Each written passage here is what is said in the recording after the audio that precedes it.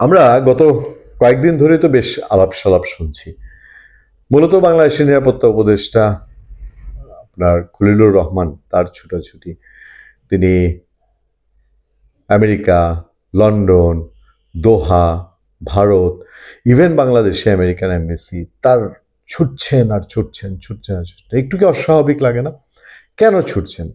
Issues যেগুলা আলোচিত হয়, যে ইস্যুসগুলোর মধ্যে অনেক ইস্যু, ইন্ডিয়ার সাথে রিলেশন, বাংলাদেশের সিকিউরিটি থ্রেট, বাংলাদেশে পাকিস্তান তুরস্কের সাথে ঝামেলা, বাংলাদেশে আমেরিকার সাথে ইন্টিমেসি প্লাস চায়নার সাথে অস্ত্র কেনার আলাপ সালাপ, বাংলাদেশে অন্যতম একটা রাজনৈতিক শক্তি আওয়ামী লীগ ফিরবে কি ফিরবে না, আওয়ামী লীগ সহ নির্বাচন হবে কি হবে না, এসব যখন সাংঘাতিক ডামাডোল, তখন ডক্টর মোহাম্মদ ইউনূস তিনি এখন আর বিদেশে আমন্ত্রণ নিচ্ছেন না, যাচ্ছেন না। এক লন্ডন সফরের পরেই মোটামুটি তার একটা সাইজ হয়েছে। তিনি সৌদি আরব সফরটাও বাতিল করেছিলেন, সেখান নিয়ে বহু কথাবার্তা আছে। তো তার ছোটাছুটির জন্য তিনি আলী রিয়াজকে নিয়ে আসছেন তার পলিটিক্যাল সাইড দেখার জন্য।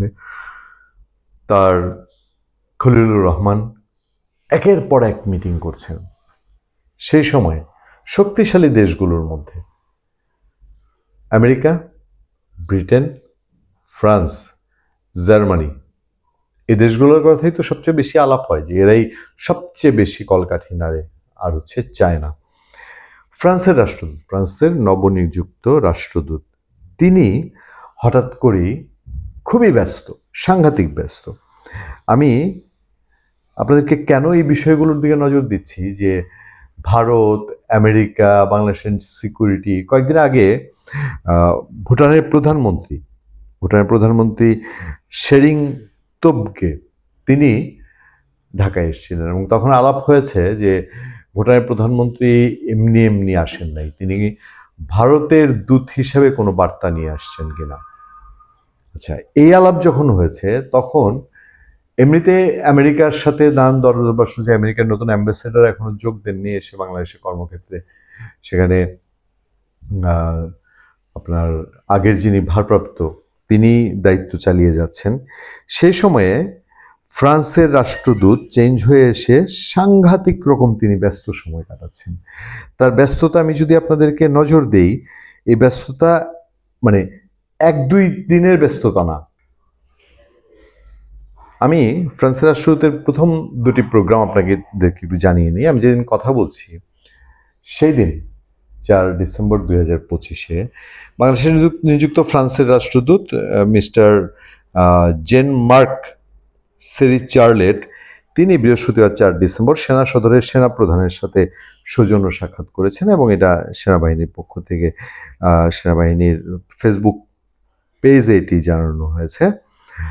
দেন তারপরে একাধারছে আমাদের সামনে যে খবরগুলো, এই খবরগুলো বেশ ইন্টারেস্টিং। সেই খবরগুলোর মধ্যে তিনি এর মধ্যে দেখা করেছেন বাণিজ্য উপদেষ্টার সাথে, বাণিজ্য উপদেষ্টার সঙ্গে দেখা করেছেন 24 নভেম্বর 2025। বাণিজ্য উপদেষ্টা শেখ বশিরউদ্দিনের সাথে বৈঠক করেছেন বাংলাদেশে নিযুক্ত ফ্রান্সের রাষ্ট্রদূত জন মার্ক শার্লে।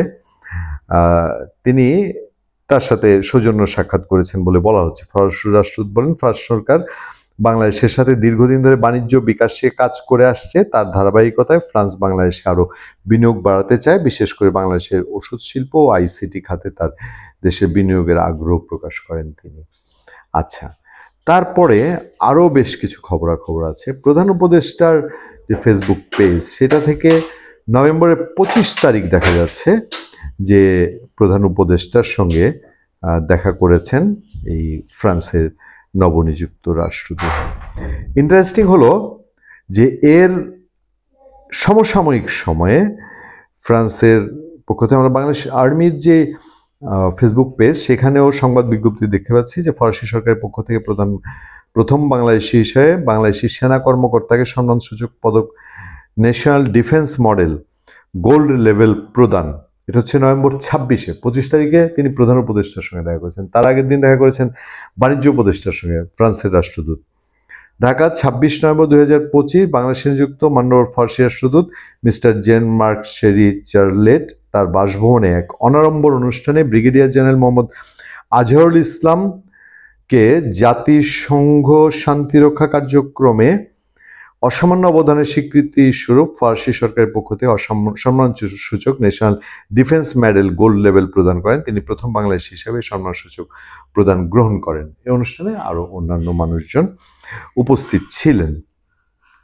তারপর আমি তো বলেছি যে সেনাপ্রধানের সঙ্গে তিনি সৌজন্য সাক্ষাৎ করেছেন, যেটা বাংলাদেশ আর্মির ফেসবুক পেজে দেখানো হয়েছে, বলা হয়েছে, এবং সেখানে বলা হচ্ছে সাক্ষাৎকালে পারস্পরিক শুভেচ্ছা বিনিময়ের পাশাপাশি তারা দুই দেশের সামরিক খাতে সহযোগিতা আরও জোরদার করার বিষয়ে আলোচনা করেন। আচ্ছা, জামাতে ইসলামীর সাথেও এই ফ্রান্সের যিনি রাষ্ট্রদূত তার দেখা হয়েছে।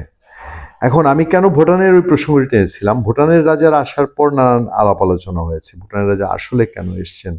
আচ্ছা, এমন কিছু আলাপ কি আপনারা শুনতে পেরেছেন যে ফ্রান্সের রাষ্ট্রদূত, এই যে আমেরিকা ইন্ডিয়ার সাথে নানান দেন দরবার নানান কিছু হিসাব নিকাশ হচ্ছে, এইরকম কোনো কিছু একটার মধ্যস্থতার জন্যে ফ্রান্সের নতুন রাষ্ট্রদূত কোনো দায়িত্ব নিয়ে দুতিয়ালি করছেন, ছোটাছুটি করছেন?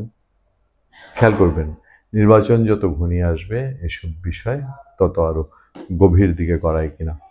ভালো থাকবেন, সুস্থ থাকবেন। আপনার সাথে আমি আতিক রহমান, পূর্ণিয়া।